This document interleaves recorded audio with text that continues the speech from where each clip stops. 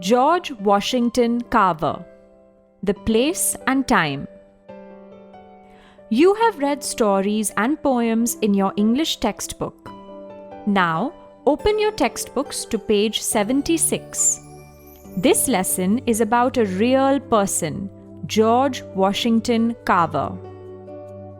Carver lived many years ago in the United States of America, or the USA, a country that is very far from India. Before we read the lesson, let us learn a few things about the USA and its people. The USA is a big and rich country. It has many big colleges. Many great scientists have been Americans. You know who a scientist is, right?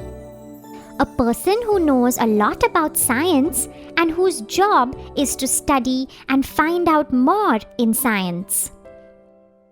Perfect, Jenny. But in some parts of the USA, as in Alabama, where Carver was born, until about 150 years ago, black people were treated as slaves.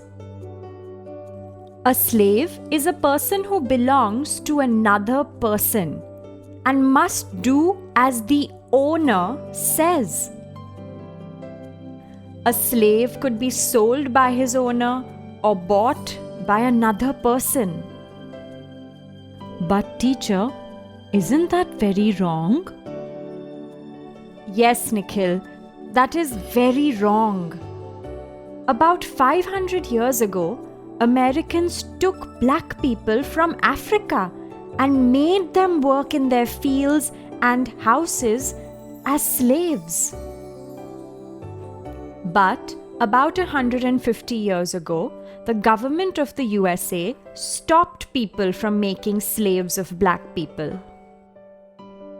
But for many years after that, colleges and some special places did not take black people in.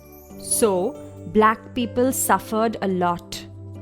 George Washington Carver also suffered because of this.